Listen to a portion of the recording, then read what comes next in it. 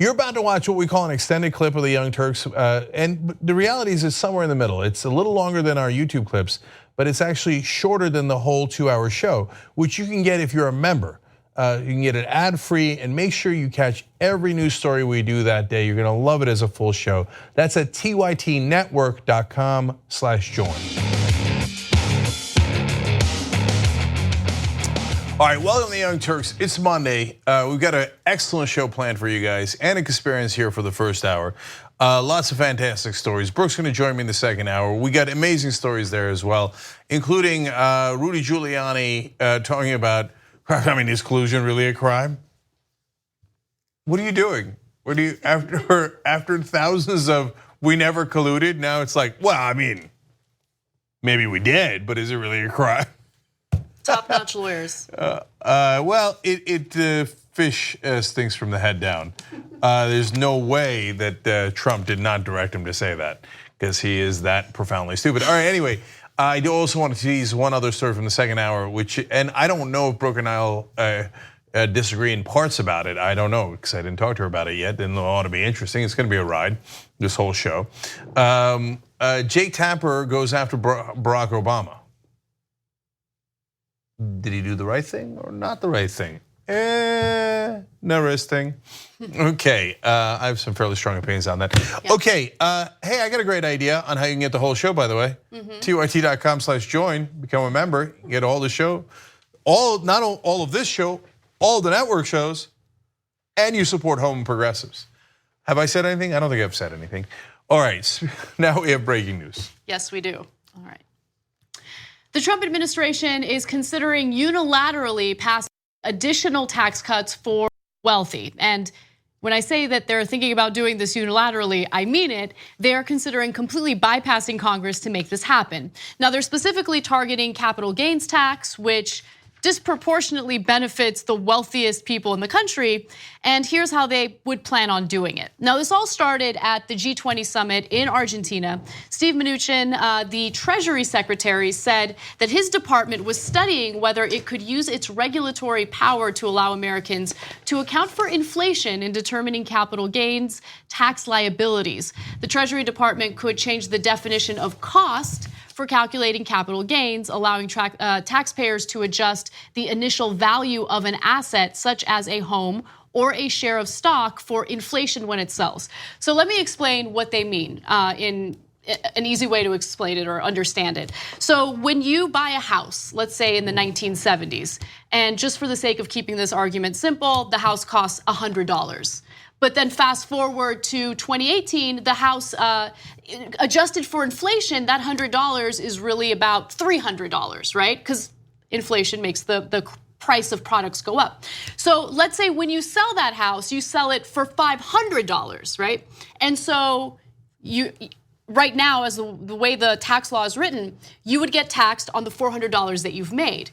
But based on what the Trump administration wants to do, they would actually take inflation into account as if you paid $300 for that house. Number one, you didn't pay $300 for that house, you paid $100.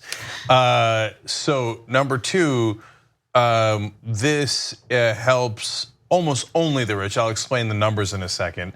But it also does not take into account, and if you were sitting there going, well, I mean, look, maybe they should take inflation into account to quote unquote be fair.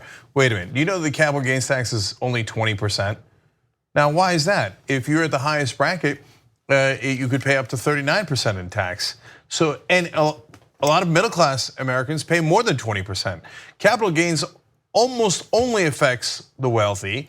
So why do the wealthy only get to pay 20% taxes when you have to pay more sometimes if you're middle class, upper middle class, whatever it might be, right? Depending on your brackets. Well, that's because it's fundamentally unfair, because the laws are written by the rich for the rich, because the donors give money to politicians for those things. So on top of it being unfair, tilted towards the rich already, they're like, wait, I think we can do better for the rich. Let's on top of that also now account for inflation on this. By the way, there's a lot of other things that they can account for inflation on that would help the middle class, but whenever you go to do that, they go, oh, that's not practical. We can't afford that. The entitlements, No, inflation, you can't take inflation into account when it comes to average Americans. You can only take it into account when it comes to the really, really rich. So does it really only affect the rich? Yes. Here are your 3 amazing numbers. 97% of the benefit of this goes to the top 10%. 97% of the benefit. Okay, then for the top 1%, they get 86% of the benefit. So that, between 10 and 1, it is a little chow part of the pie. But mainly it's for the top 1%, but it gets even better.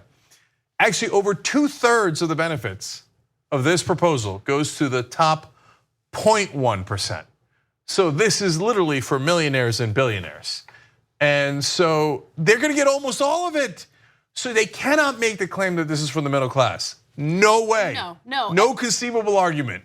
But what I found fascinating about all of this is at this point, the Trump administration and Republicans in general are very well aware that the first round of tax cuts for the rich was not a popular thing to do, right? That's the reason why you're seeing Republicans throughout the country abandoning messaging on tax cuts in their campaigns because they realize that it's not polling well and people are rejecting it. I mean, Americans aren't stupid. They get their paychecks. They see how much they've saved in taxes. I mean, Paul Ryan was bragging about how this one teacher saved $1.50 a week in her taxes.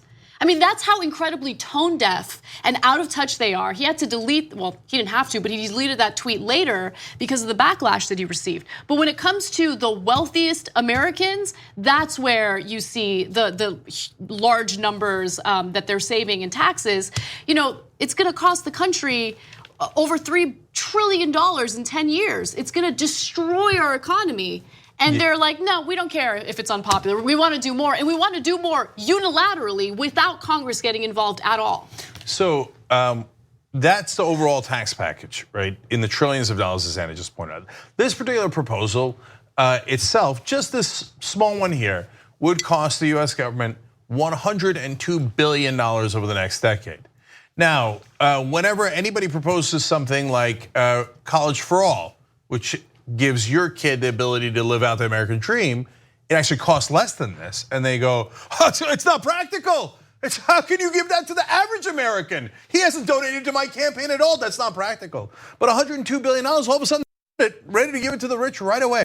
So you got $1.50, maybe some of you in your paycheck. The rich are getting $102 billion, let alone the $700 billion in stock buybacks, let alone the trillions of dollars in tax cuts overall, the overwhelming majority of which went to the rich again and again and again. So why? Why are they doing this?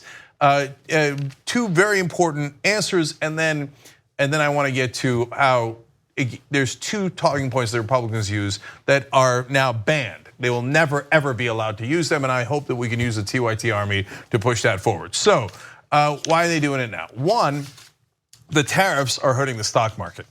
And the only metric that Donald Trump and the wealthy care about is the stock market, because that's where most of their money is. So especially for the wealthy donors. But Trump looks at it as a scoring card, like a ratings, and when he was on TV. So as the tariffs are hurting the market, he's like, oh, I know a good way to artificially juice the market. I'll give more to the rich again. And then that will increase the stock prices. It might briefly, by the way, I think that it could have an ironic disadvantage here as people go, oh, I can sell now and I pay even less taxes, and there might be a bit of a sell-off. Okay, so unintended consequences for Trump, of course, because that's not surprising. But part of the reason he does that is to run up the score, in a sense, before the midterm elections. He thinks in his mind, even though I don't think it'll help at all. But the second reason is more important. Grover Norquist, who's pushing for this at the Americans for Tax Reform, and all the lobbyists for the wealthy that are pushing for this, which is almost all of them, they get to have a sense this might be their last bite at the apple. Because the Democrats, it looks like, according to the polling, are going to crush the Republicans in the midterm elections. And if that happens, there ain't gonna be no more tax cuts for the top 0.1%. At least not until the Democrats get back in charge and everybody's calmed down, and then they'll go back to cutting taxes for the rich if the corporate Democrats win. But it doesn't look like they're in any appetite to do that with Trump in office and the Republican president. Plus, now you've got real progressives winning like Alexandria Ocasio-Cortez, et cetera. So the Grover Norquist and the lobbyists and the donors of the world are like, no. We need to talk about a relatively new show called the Republic. or UNFTR? As a Young Turks fan, you already know that the government, the media, and corporations are constantly peddling lies that serve the interests of the rich and powerful. But now there's a podcast dedicated to unraveling those lies, debunking the conventional wisdom. In each episode of On the Republic, or UNFTR, the host delves into a different historical episode or topic that's generally misunderstood or purposely obfuscated by the so-called powers that be, featuring in-depth research, razor-sharp commentary, and just the right amount of vulgarity. The UNFTR podcast takes a sledgehammer to what you thought you knew about some of the nation's most sacred historical cows. But don't just take my word for it. The New York Times described UNFTR as consistently compelling and educational, aiming to challenge conventional wisdom and upend the historical narratives that were taught in school. For as the great philosopher Yoda once put it, "You must unlearn what you have learned." And that's true whether you're in Jedi training or you're uprooting and exposing all the propaganda and disinformation you've been fed over the course of your lifetime. So search for UNFTR in your podcast app today and get ready to get informed, angered, and entertained all at the same time.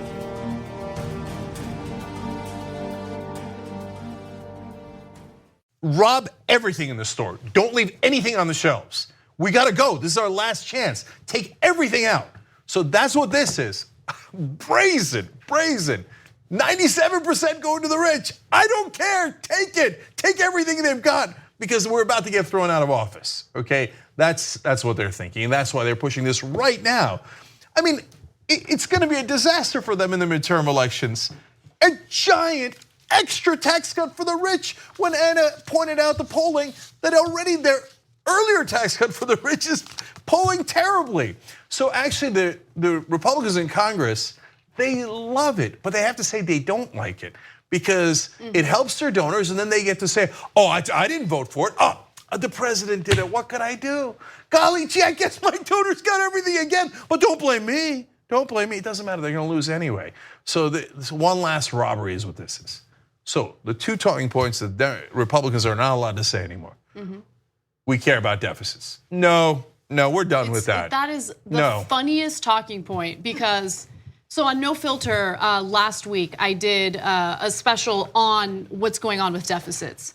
And right-wingers overwhelmingly commented on that video and what they said over and over again, deficits don't really matter that much. I mean, deficits are totally normal and it's okay if we're running up the deficit. Really, is that what you said when there were deficits under Obama? Which, by the way, we criticized Obama's economy quite a bit, but he actually did manage to close the deficit a little bit, right? He did? No.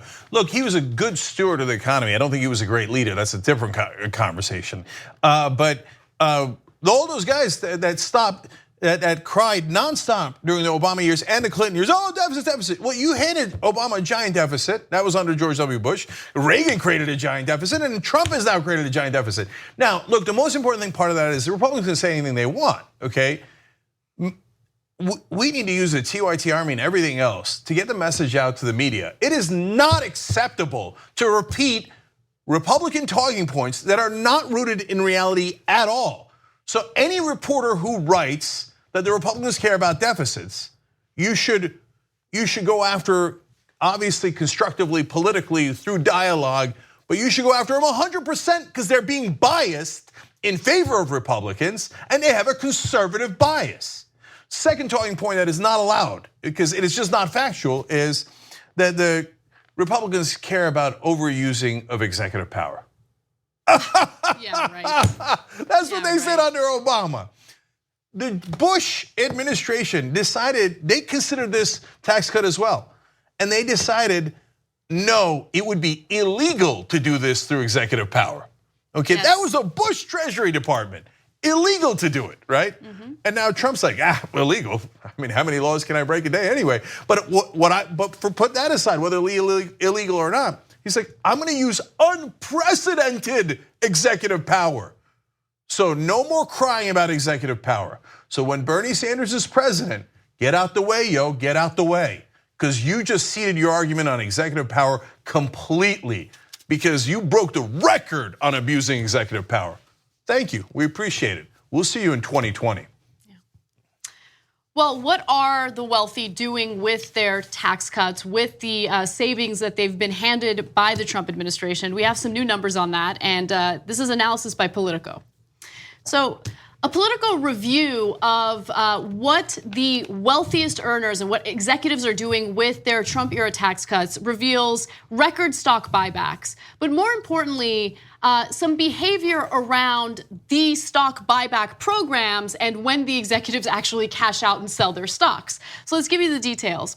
The review of data disclosed in Securities and Exchange Commission filings shows the executives, who often receive most of their compensation in stock, have been profiting handsomely by selling shares since Trump slashed corporate tax rates to 21%. That trend is likely to increase as Wall Street's analysts expect buyback activity to accelerate in the coming weeks. So there's going to be more buyback activity, and we've talked about it quite a bit on the show, but essentially what happens is these executives and these corporations will just buy shares of their stocks rather than investing in their workers, rather than increasing wages. The whole point of these tax cuts, according to the Trump administration, was to create jobs and increase wages. Wages have remained stagnant, and we've seen these stock backs at record numbers. So following the tax cuts, roughly 8% of companies in the S&P 500 mentioned plans to return some of their tax savings to shareholders. Public companies announced more than $600 billion in buybacks in the first half of this year, already toppling the previous annual record. So we have some specific examples for you, and it's unsurprising, but it's also infuriating. So Oracle CEO Safra Catz has sold $250 million worth of shares in her company. Product development head Thomas Kurian sold $85 million. The sales come after the company announced a $12 billion share repurchase. I'm going to remind you guys what Anna said earlier in the program. Paul Ryan said, well, you got $1.50 in your paycheck to the average worker. He was bragging about a teacher who saved $1.50 per week in taxes. That CEO, on the other hand, saved $250 million. Yeah. Isn't that interesting? Now, look, that's actually not the money she saved from the tax cuts overall. They took the tax cut money, did these buybacks, that allowed her to sell that amount. She actually has more than that. She has a lot more than that. That's just the amount she sold after the buybacks. So maybe I'm not understanding this correctly, so please correct me if I'm wrong. But my understanding is these corporations get the tax cuts. They immediately announce these stock buyback programs, right? Like we're gonna buy a bunch of our stocks, artificially inflate the value. And then immediately after doing that, the executives sell their stocks, right? Yeah. Because that's gonna artificially inflate the price, and then they make even more money from the Trump era tax cuts. Yeah, that's only 100% right, and there's actually an excellent example of that.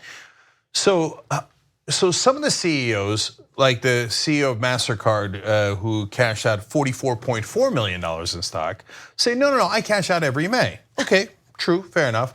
But number one, you're going to cash out every May, so that's why you send your lobbyists to say, do the tax cuts so I can do buybacks before May, because I know every year in May I cash out. You left that part out, okay?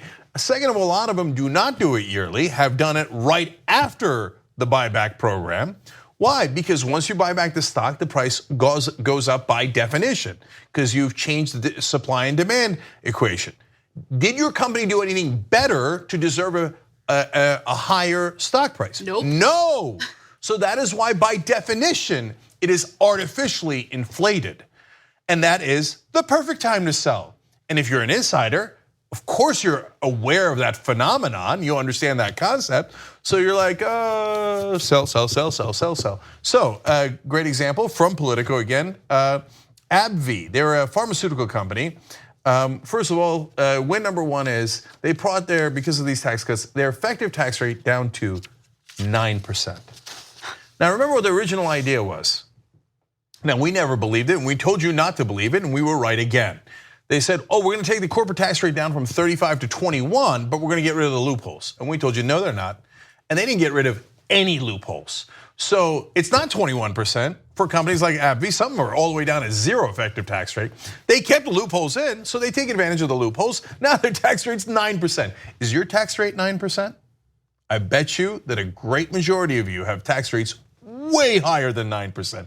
But these giant companies making all this money, 9%. Okay, then you go to what does that do?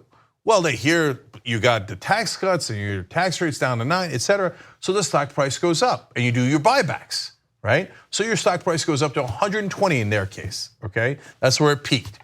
At that point, on February 15th, the company announced a $10 billion stock buyback plan, and that increases their price. February 20th to March 1st, so immediately after that, 8 different executives sold a total of $26.8 million in stocks.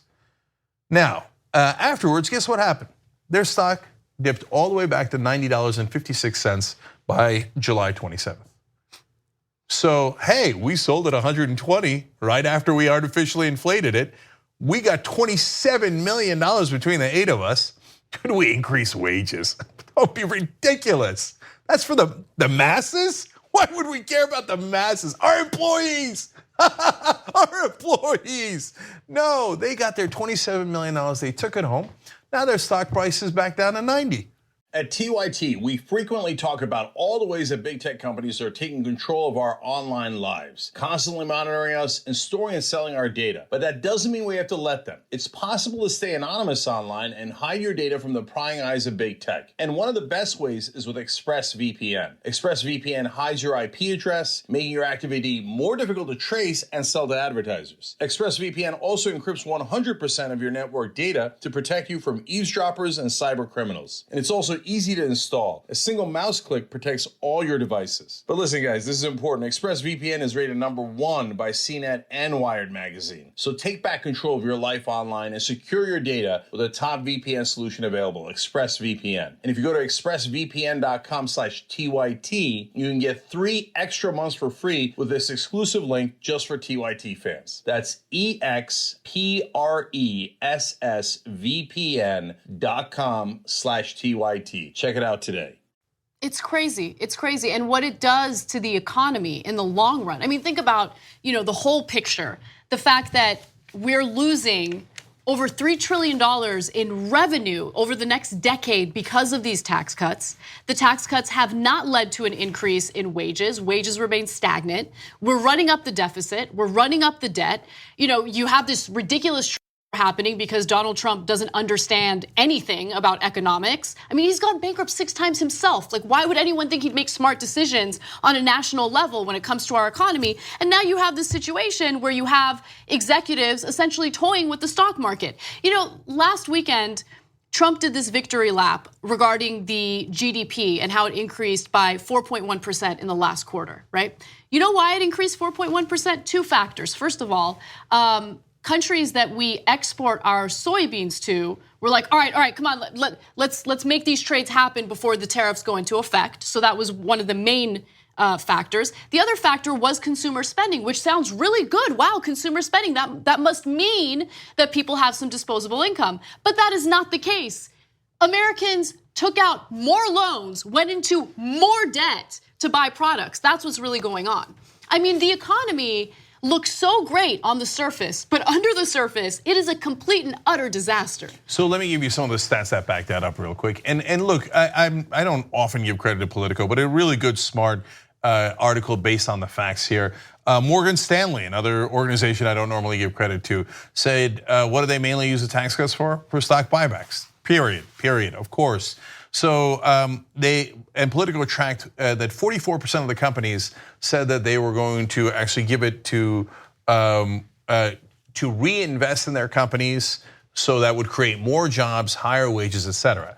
And they looked to see if they in fact did do that, and they said no, they did not. And did wages grow? Wage growth, as they explained, is sitting at a lackluster 2.7%. Now, if you think, hey, well, at least my wages went up 2.7%. No, they didn't. The consumer prices went up by 2.9% just in June alone. So when you factor in inflation, your wages have gone down while they cashed in billions of dollars. This was never intended for you. It was always intended for, and to give Trump credit here, he might not be the brightest bulb, but he knows what his donors want. He knows what he wants, since he's wealthy. He knows what everybody he knows, the elite, the establishment want, which is give me more at the expense of the average American. So that's what he delivered for them. Last one, there's Trim Tabs Investment Research, okay? These are all neutral sources, right? They're just looking and tracking investments. Their conclusion was, corporate America's actions suggest that most of the benefits of the corporate tax cut will flow to investors in general and top corporate executives in particular. And guess who authorized all of the lobbyist money and the donor money going to Republican politicians? Right, corporate executives. It's funny how that money came right back around to them in droves. That's and we weird. didn't see any of it. Yeah, I mean, I thought that money has no impact, right? Conservatives argue that no, money in politics is not a problem at all. I'm sorry, the corporate executives were just talking to the politicians, and in return, they got billions of dollars back in talk. Oh no, right, they got paid in cash. And I just want to remind everyone of the main reason why this is so problematic. Look, I don't begrudge anyone who's wealthy. Awesome, you succeeded, right? But the issue is the middle class and the working class oftentimes pays more in percentage-wise of their income toward taxes, while the wealthiest people do not. You have years where the top corporations in the country literally pay nothing in federal taxes, right? Sometimes they get a tax rebate, which was the case with Bank of America, Verizon, you get the picture. And this all comes at a cost. And the cost is, oh, we don't have any revenue. Why don't we go ahead and cut entitlements? So basically programs, government programs that the American people have paid into, Social Security, Medicare, look at your paycheck. You'll see exactly how much the federal government taxes you on that. They're gonna cut that just so they can give additional tax breaks to these people. In fact, they brag about it. Paul Ryan, et cetera, say, oh, we got to cut right now. We got to cut for the average American. They're unbelievable. No, but mainstream media keeps staying neutral. You never know what happens, Well, hey, a little bit of this and a little bit of that, I can't really tell. But to be fair, again, Politico of all places doing a really great article on the facts here. Okay, we got to take a break, okay? They said that the tariffs would not really increase your prices. We got news on that. And is Trump going to shut down the government? Look, never take my financial advice because even if I'm right, it's always about the timing. But as I look at all these stories today on the markets, tick, tick, tick, tick, tick, tick, tick, tick. We'll see. All right, we'll be right back. All right, back on the Young Turks. Wesley Miller writes in on YouTube Super Chat. Thank you for using that, and that helps the show. He says, always the same story. Republicans make a mess with the budget and civil rights, and us Dems have to come in and fix it. That is actually, Wesley, part of the battle plan. It was a memo written back in the Nixon era, where they said we should run up the deficits when we're in charge because it helps the economy. And then it'll have the second advantage of having high deficits when a Democrat gets in charge, and then we will blame them for it and make sure they do not help the economy, which will then help us get back into office. It happens over and over and over again. But the people that are the most guilty about that is the mainstream media, because they aid and abet that propaganda. They reinforce Republican framing all the time. All right, Brent Acorns writes in on YouTube Super Chat. How's this for a policy idea? Tax on stock sales, starting at 100% and then going down to 10% every quarter. Would that make Reaganomics almost work? And my answer is no.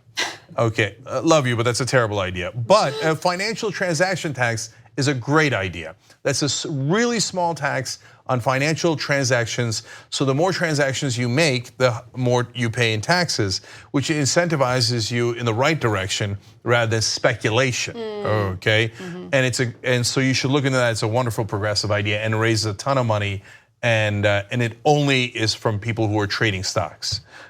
So Math Freak 71 says, I spent the weekend rewatching last week's shows. Membership has its privileges, waiting for Monday.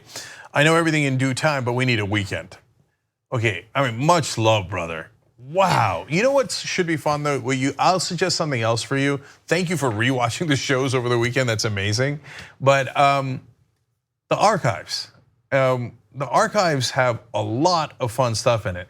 So a suggestion I made on Twitter last week was, so we didn't have Old School, which is the great show that we have for members, and I was like, you should go back to the beginning of Old School and start listening or watching from the beginning. I think you'll love it. I mean, I don't know what kind of trouble we're gonna get ourselves in when I ask you to do that, okay? But anyway, all this is for members, tyt.com/join. You also make this possible, the whole network. All right, real quick, last two ones. R. Taylor 515 says, easy way to fix broken tax laws, wolf-pac.com. Need to get money out of politics and demand that our politicians work for the many and not the few. Totally agreed. By the way, Wolfpack is a wonderful new website. I joined and volunteered through the new system and felt it's smooth, it looks good, so check it out, wolf-pac.com. Last one is Tannen Casol says, to quote economist Mark Blythe, the Hamptons is not a defensible position. Look, the Hamptons is lovely. We don't have to get rid of the Hamptons, but it's not unfair to ask the richest people in the country to pay their fair share, not an unfair share, a fair share. They pay, a lot of times they're paying less taxes than the average American, and that is fundamentally unfair. All right, let's do the next story. All right. Coca-Cola has announced that it will increase prices for their soft drinks, and this is a direct response to Donald Trump's tariffs. Now, this is fascinating because Coca-Cola happens to be Donald Trump's favorite drink, and they have decided to hike their prices because of this 10% tariff on aluminum, and it's going to obviously make the price of its cans more expensive. So, according to the Labor Department, consumer prices actually rose 2.9% in June from a year earlier, and that's the highest rate in more than 6 years. So in essence, as we all expected, the costs of these tariffs are being transferred on to US consumers. Also, the Beer Institute, a trade group representing beer producers, obviously, estimated that the aluminum tariff would cost brewers about $348 million and could lead to the loss of more than 20,000 jobs in the industry. It's funny because Wilbur Ross, the Commerce Secretary, literally held up cans of Coke, Budweiser, and Campbell's Soup when they were doing the tariffs and saying, it's only going to increase prices by 0.6 cents. And so it's no big deal. They won't actually increase the prices. Oh, look, they increased the prices. Who could have seen that coming? And, are they going to pass it on to the consumer? Oh, I thought the corporations would just eat the extra cost. No, of course, they're going to pass it on to the consumer. And of course, it's more than 0.6 cents. So look, at the end of the day, is it really going to affect Donald Trump? No. I don't think he's a billionaire. I think he's been lying about his wealth all the time. But he's going to be able to afford the increase in these essential goods. And look, I happen to be particular to Coke myself, so I find it to be an essential good. You might not, okay, but certainly Campbell's Soup and right. All the other things that come in aluminum are what people drink and eat. And so if you're middle class or you're working poor, this is going to hurt you way more, right, as usual. Because inflation continues to grow, wages continue to remain stagnant, consumer debt is at an all-time high. So this trade war and the increase of consumer prices is going to be felt by the middle class and working class. Yeah, and last thing is the consumer prices went up 2.9% in June alone. So inflation keeps continuing to rise. What does that do? What little wage increase you got, it wipes it out entirely. In fact, you've now lost wages. The ability to purchase things with your wages has gone down, not up.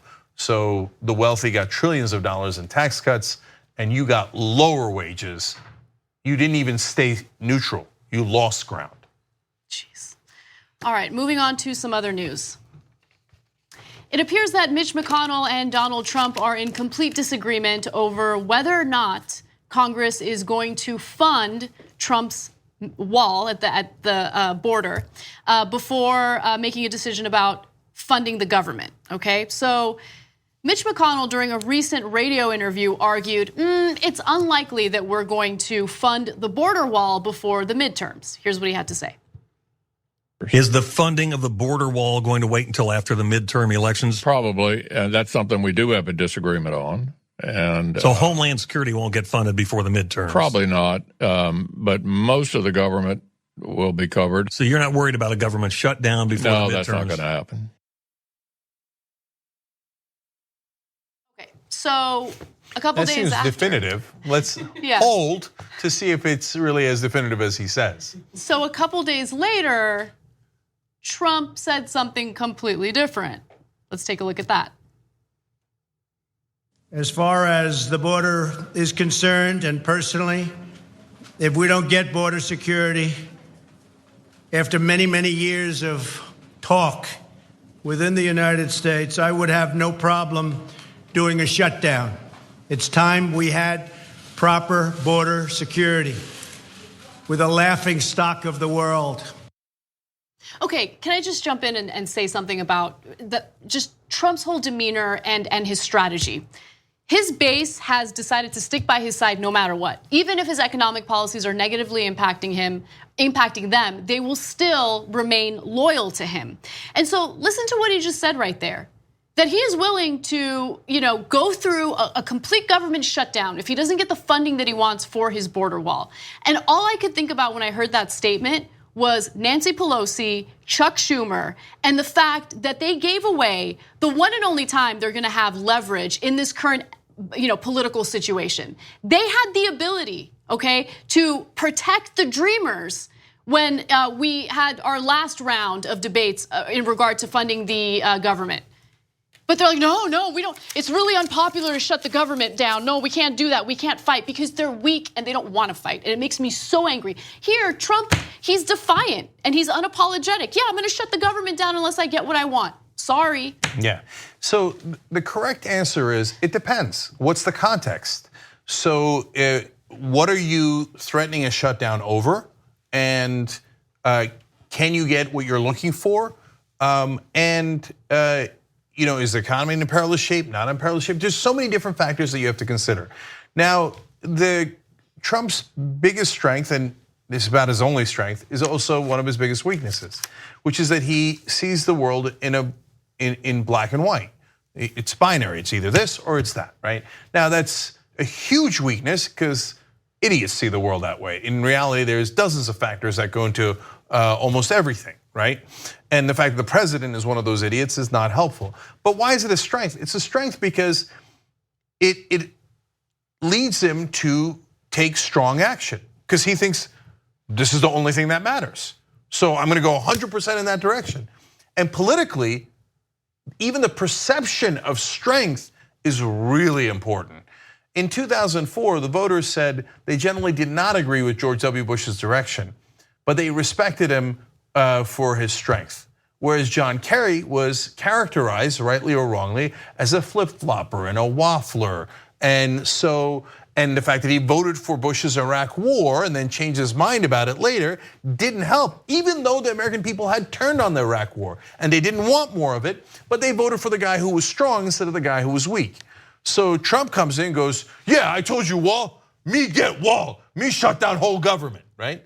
And his base goes, yes, because it looks like strength. Now, in reality, in the current context, is it strong to do that? Politically, I guess it's strong because you're taking a lot of risk, right? Economically, it's a disaster, and I think politically it will not work. So now the thing is, though, there's actually some chance it will, and I'll tell you why. Because his opponents are so incredibly weak. Yes. That there's some chance the Democrats, even though McConnell's on their side, that the Democrats might preemptively throw in the towel. Yes. Yes. Right? I feel like before the negotiations even start, they're gonna be like, okay, so how much did you want for the border wall? You wanted 10 billion? No, we're gonna give you 20. Like that's Democrat 101, and it drives me crazy. Well, they've offered money for the wall several times now. It's just Trump was greedy and wanted more. And they wanted a tiny bit in return for the Dreamers, et cetera, but Trump wouldn't give that to them either. So is it conceivable? Is it better than half? No. I mean, the Democrats would have to break all records in weakness and stupidity to give Trump what he wants here, because a government shutdown would obviously be blamed on him because he's the only one in favor of it and is not popular and would wreak significant economic damage right before the election. So it's a lose, lose, lose for the Republican Party. McConnell's smart enough to realize that. Trump is not, but never underestimate the Democrats' ability to snatch defeat from the jaws of victory. So there is some percentage chance that they will blow this. But overall, they should just let McConnell and Trump fight it out. Yeah. And if all you cared about was politics, and that shouldn't be the only thing you care about, but if that's the only thing you cared about, you'd hope that Trump wins, shuts down the government, creates chaos, and obliterates any chance they have left of winning the 2018 elections. Insane. All right, one more story before we go to break. There's been an uncomfortable ad. It's uncomfortable for me at least, by Representative Ron DeSantis from Florida. I don't want to say too much about it. I want you to also be uncomfortable watching it. So let's just take a look. Everyone knows my husband, Ron DeSantis, is endorsed by President Trump, but he's also an amazing dad. Ron loves playing with the kids. Build the wall. He reads stories. Then Mr. Trump said, "You're fired." I love that part. He's teaching Madison to talk. Make America great again. People say Ron's all Trump, but he is so much more. Big league. So good. I just thought you should know. My husband's a great dad. He teaches our children how to build walls and to hate the others. Okay, so there's so much I love about that ad. My favorite part is the record-shattering ass-kissing going on in that ad. But I'm gonna get to that at the end. I like how they're teaching their kids a couple of things, as Anna pointed out. You build a wall because the others are scary, okay? Remember, little child, you must fear and hate the others. Make sure they're on the other side of the wall, okay? Because they're coming for you. Well, that is how you train a little conservative, right? Fear, fear, fear of the others.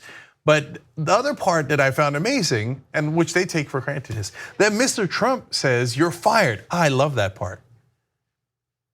Then there's something wrong with you. Yeah, man. yeah. Like, I know, look, people get fired, it happens. It's not something you should enjoy. Celebrate, right. I mean, it should be heart-wrenching, gut-wrenching.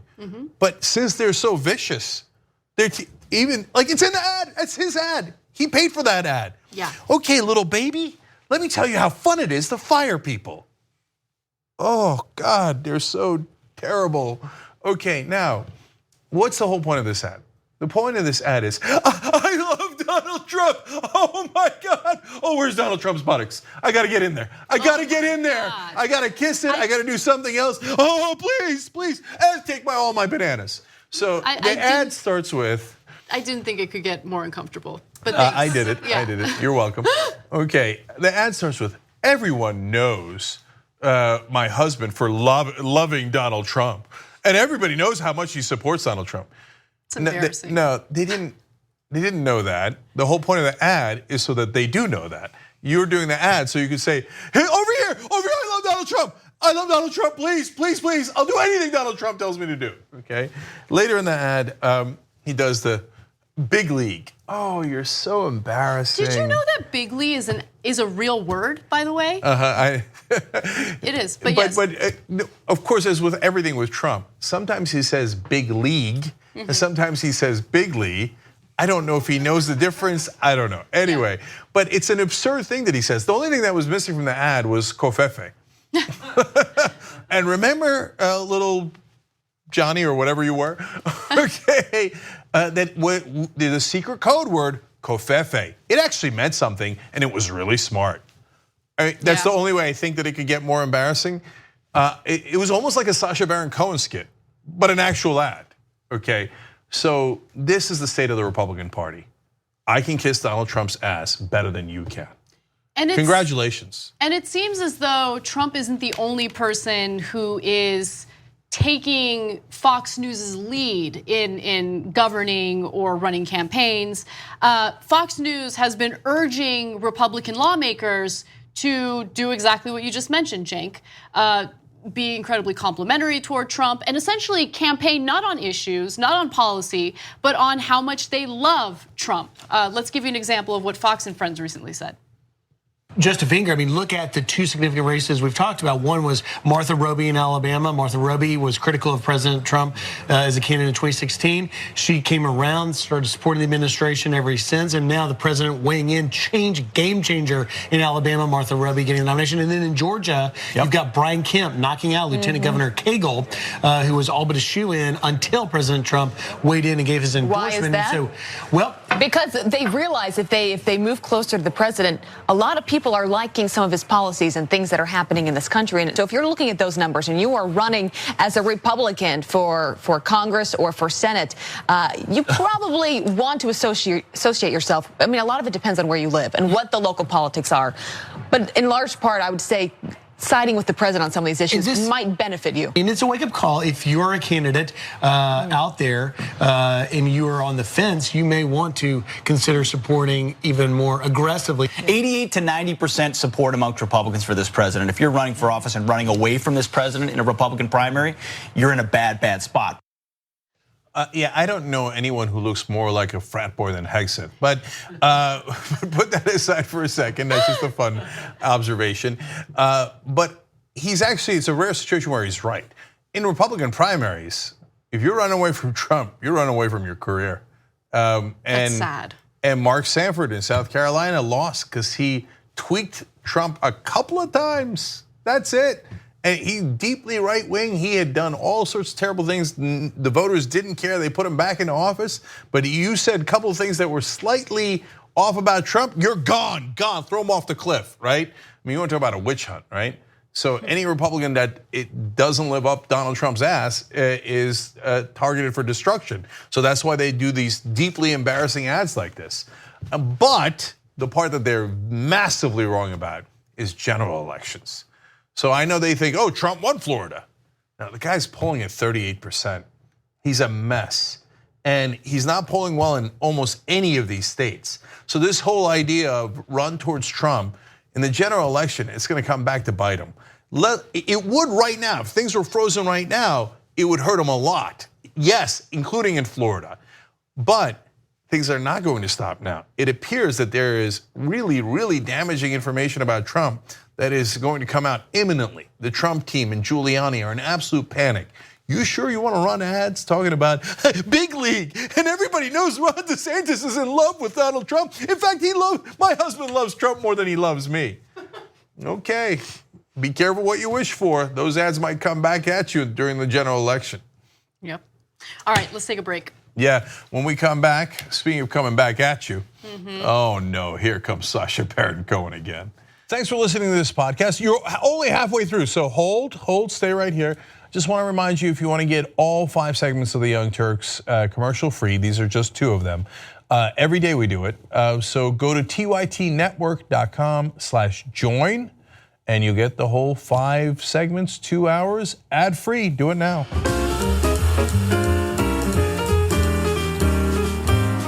All right, back on the Young Turks, Cenk and Anna with you guys. David Nomack writes in on YouTube Super Chat, that Trump dream commercial makes me laugh every time. LOL, it was pretty cute.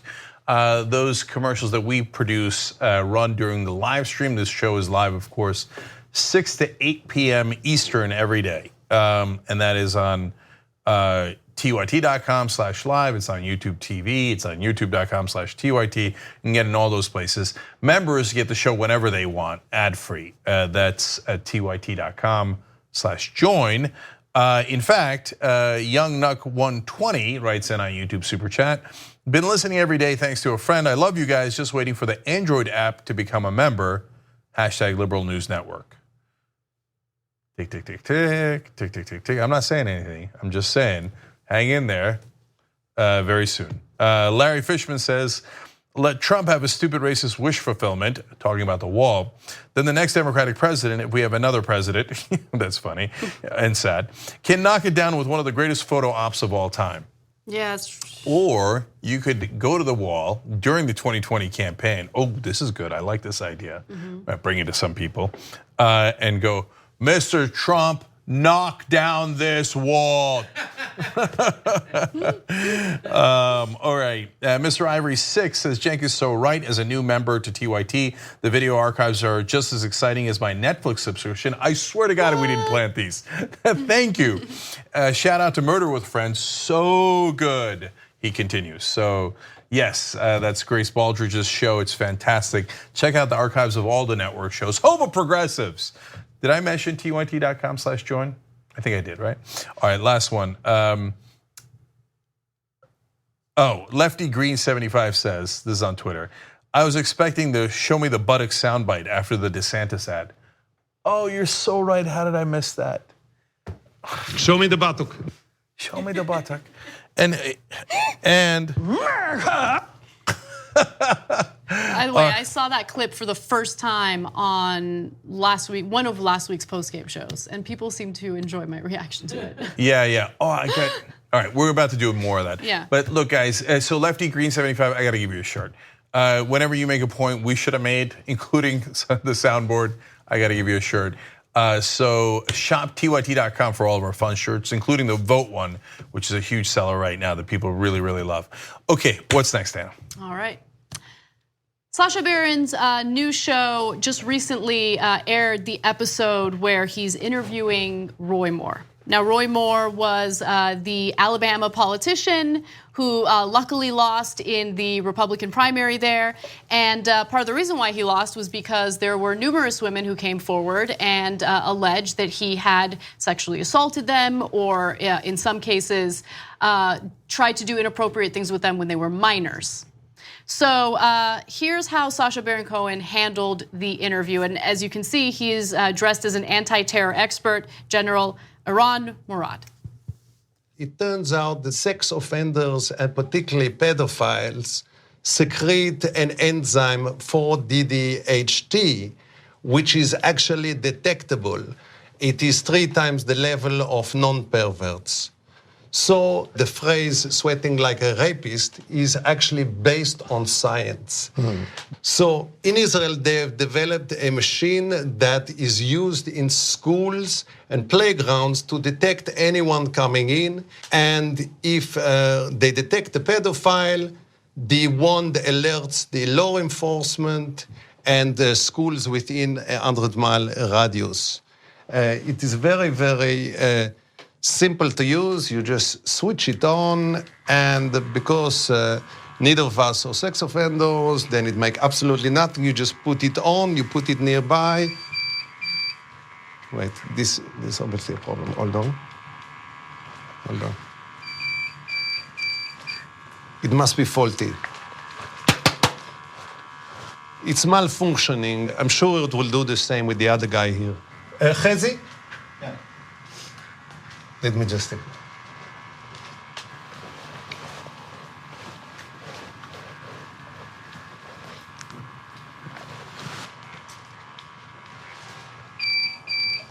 it. Sorry, is this your jacket? Yes. Did you lend the jacket to somebody else, maybe? No. I've been married for 33. Sure. And never had an accusation of such things. I am not accusing you at all. This is well, not... then, if this is an instrument, certainly I'm not a pedophile, okay? No, but the machine is... Well, I don't know. Maybe Israeli technology hasn't developed properly. This is 99.8% accurate. Well, it is not saying that you are a pedophile, of course not. I am simply cutting this conversation right now. No. Thank you. Have you been... Been nice. I been support Israel. I don't support this kind of stuff. Thank you. No, I'm not saying that you're a sex offender. Okay, this guy's killing it, man. So I'm watching it every week, and believe it or not, all this stuff that we've shown you that is fantastic is not even the best stuff. So I'm gonna explain that in a second. But so the way he set this up is he didn't jump into the pedophile stuff right away. In the longer version in Who's America, which is on Showtime, he sets it up with Roy Moore by talking about security and terrorists and Israeli technology, right?